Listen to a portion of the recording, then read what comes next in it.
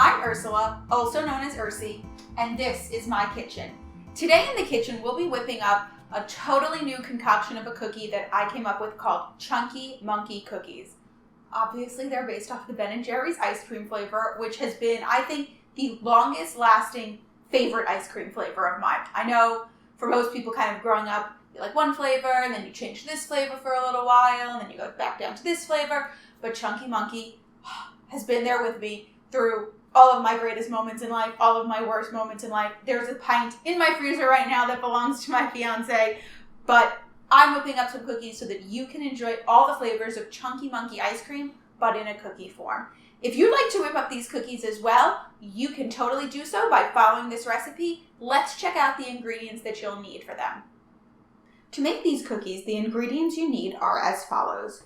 You need 2 1/4 cups of all-purpose flour, 1 1/2 teaspoons of baking powder, 1 teaspoon of salt, 1/2 cup of white granulated sugar, 1 cup of light brown sugar, lightly packed, 2 sticks or 1 cup of unsalted butter at room temperature, so you want to give that chance to soften to the touch, which ours has, 1 large egg, 1 1/2 mashed ripe banana. So I had banana sitting out on my counter for a while. I got it nice and ripe, and then I just mashed it up. 1 teaspoon of vanilla, 1 to 1 1/2 cups of chocolate chunks. The chocolate chunks are super important to this recipe because they look exactly like what you see in Chunky Monkey ice cream, right? There's no chocolate chips in there. There's big chocolate chunks. So I'm using 1 1/2 cups because I really like chocolate chunks in my cookies. If you don't want that many, you can just use a cup.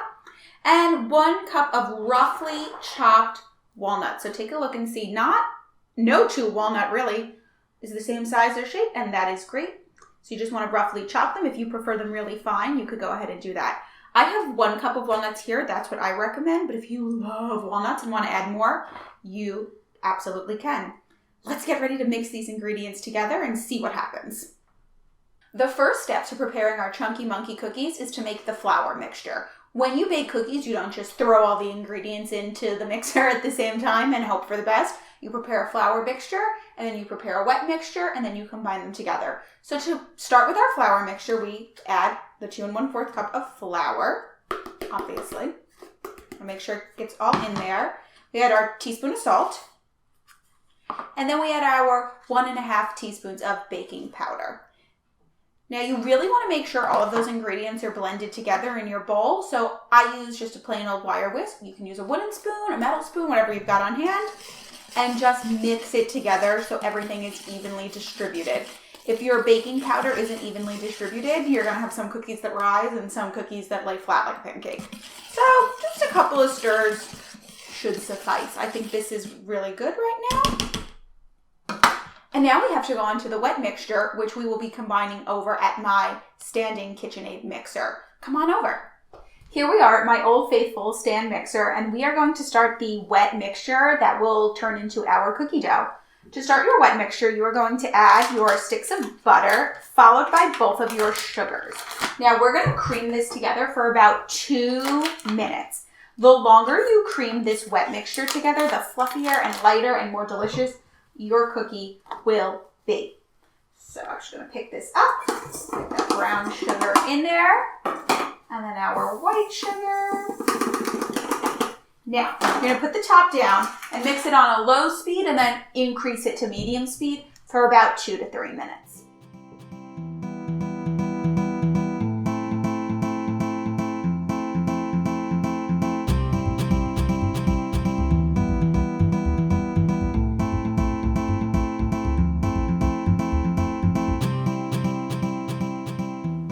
I'm really happy with how our butter and sugar mixture creamed together, but it has traveled a little bit up the side of the bowl. So in order to fix that, you're just going to lift your stand mixer and use one of these rubber spatula things. If you don't have one, you can also use a wooden spoon or, again, a metal spoon. So you just want to push that down and then scrape down the sides of your bowl. Alternatively, if you don't have a stand mixer, you can use an electric hand mixer for this step and just a regular old bowl. Or if you also don't have that, you can mix this with your hands and a spoon. Just be prepared for a really good workout because it's really tough to mix butter and sugar. I'm going to put this down here on my spoon rest, and now it's time to add our next set of ingredients. So we're going to add 1 large egg. Make sure not to get any shells in the batter, but if you do, I won't tell. Followed by our banana. Actually, this rubber spatula comes in handy because it can be a little challenging to get the banana out of the Tupperware that I've put it in. I smell so much banana goodness already. And then we're going to add our teaspoon of vanilla. While there's no vanilla in the title of these cookies, the vanilla flavor is kind of like salt, where it really helps baked goods bring out their flavor. So even if you're making a chocolate cake, there's usually a little bit of vanilla extract in there. We're going to mix this again in the mixer for about a minute or so. We just want to make sure the egg gets really incorporated and the banana, as well as that vanilla flavoring. Once this is incorporated, it's going to be so light and so fluffy. I can't wait.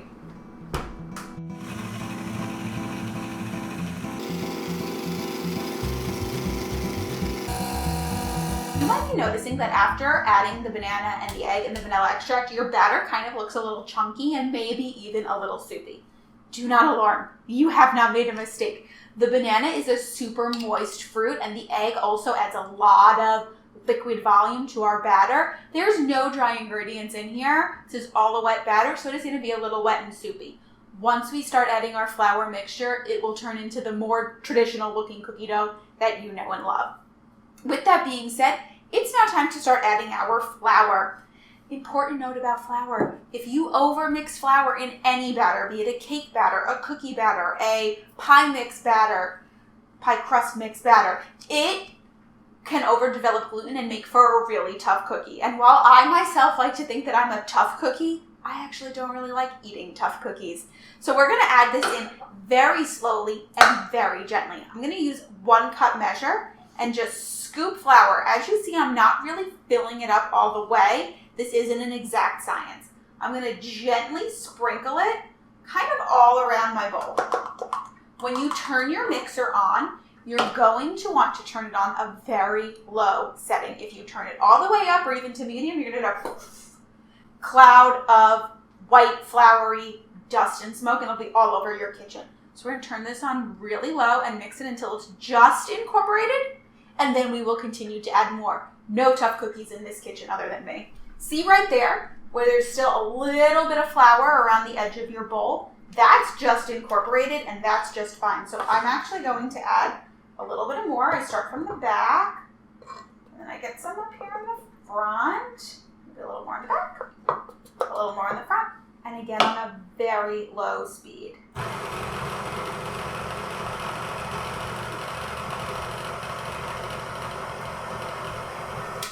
Again, just incorporated. We do not have any other tough cookies in this kitchen.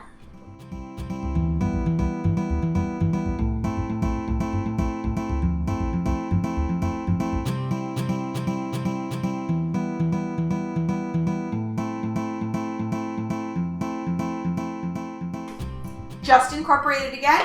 So we're about to add, I think this will be the second to last kind of mix. As you see, I'm almost done here. Gonna get it in the back and in the front. And I really do this just to get the flour more evenly distributed, even though the mixer is going to do that itself. Can't really avoid the flour mess. It'll be fine. Low speed, no tough cookies. That's just about incorporated. Now I'm going to add the very last of my mixture. Right now I've got my bowl and the dough is basically ready to go. There's still a little bit of flour around the edge, but that is okay for now. I'm actually going to just scrape down my dough. Oh my goodness, that is glorious cookie dough. Just want to make sure that it's all incorporated. Get it into one nice chunk down there at the bottom. This dough smells incredible. I really want to lick my fingers, but I'll save that for when I'm scooping out the cookie dough. That bit in from the side. This dough looks just about ready to add the chocolate chips and walnuts. Our dough is basically all set to go. I'm getting a wonderful aroma of banana flavor, but we have one more thing to add, arguably the most important part of the cookie. We need to add our chocolate chunks and our chopped walnuts. Now, once again, we really don't want to overmix our dough. We've done a great job so far of not overmixing this dough, but we need to also make sure that the chocolate chips and walnuts get fully incorporated. You don't want one cookie to have all chocolate chunks and another cookie to have all walnuts, and then one cookie to have a mix and one cookie to have none at all. I like to use the rule of counting to 5. So I put this on low, I go 1, 2, 3, 4, 5. I stop it, I assess, and then I pick my next step. I'm about to do that right now.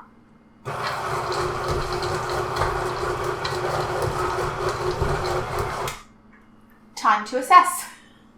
I'm gonna pick this up. It's a huge mound, so make sure you've got something just to kind of push that cookie dough down so you don't lose it. There it goes.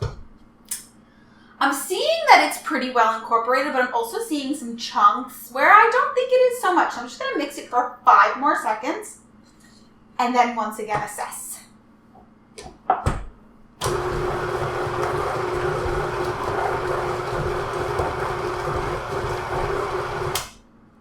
Gorgeous. This is perfect. It's ready to go. We're going to head back to my kitchen island so that you can see how I scoop these cookies out, and then into the oven they will go.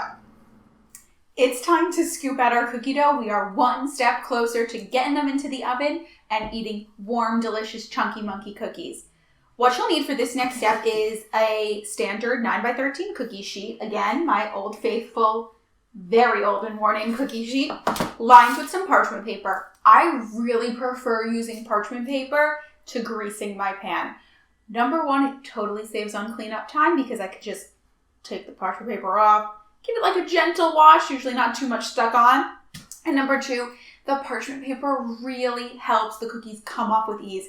There is no point in baking something if you cannot get it off the pan or out of the pan or out of whatever you're baking it in.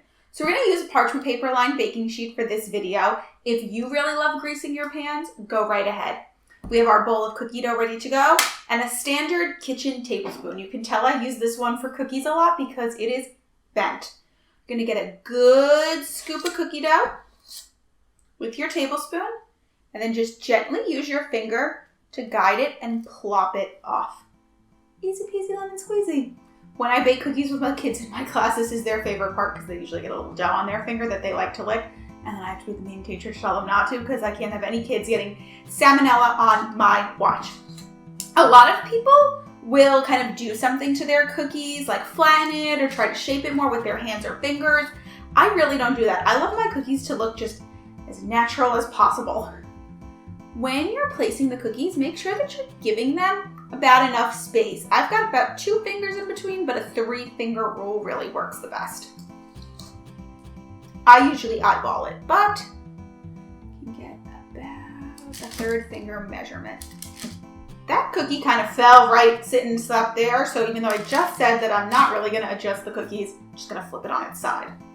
You really want to make sure that your cookies are just about all the same size, but they don't have to be perfect.